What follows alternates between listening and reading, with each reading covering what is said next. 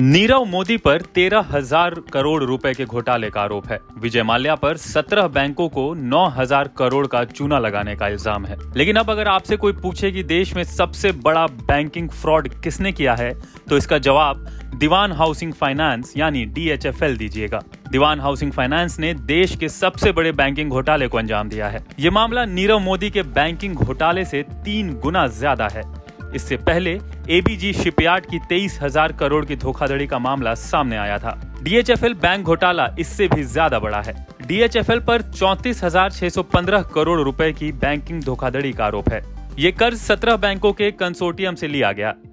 इस कंसोर्टियम की सुनवाई यूनियन बैंक ऑफ इंडिया कर रहा था। इस घोटाले की शिकायत CBI को 11 फरवरी 2022 को दी गई। इसी शिकायत के आधार पर CBI ने इस मामले की जांच शुरू की और अब एक्शन शुरू कर दिया गया है। CBI ने मुंबई में इस मामले में DHFL के ऑफिस और प्रमोटर्स के 12 ठिकानों पर छापेमारी की। CBI ने इस मामले में Dewan housing finance corporation limited, DHFL के प्रमोटर कपिल वाधवान और धीरज वाधवान को आरोपी बनाया है। इसके अलावा Skylark Buildcon private limited, Darshan developers private limited, Sigtia construction builders private limited, township developers, Shishir realty, Sun Blink real estate, Sudhakar Shetty को भी आरोपी बनाया गया है। DHFL और उनके प्रमोटर कपिल वाधवान और धीरज वाधवान पर आरोप है कि उन्होंने मिलकर इस बैंकिंग घोटाले की साजिश रची।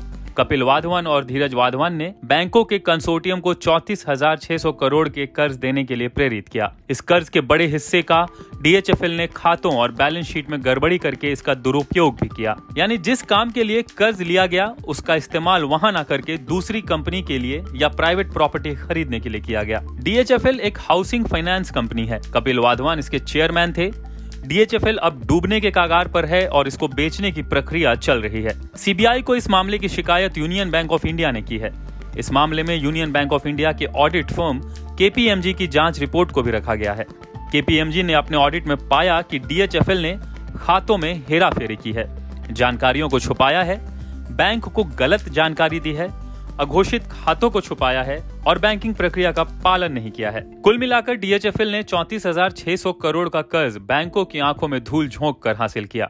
साल 2019 में इस पूरे कर्ज को NPA घोषित किया गया। इसके बड़े कर्ज देने की वजह से देश के 17 बैंकों को 40,000 करोड़ से ज्यादा की चपत लगी है। DHFL वाले वाधवान बंधुओं पर धोखाधड़ी का ये कोई पहला मामला नहीं है। इससे पहले भी 5,000 करोड़ के यस बैंक घोटाले में वाधवान बंधुओं का नाम आया था।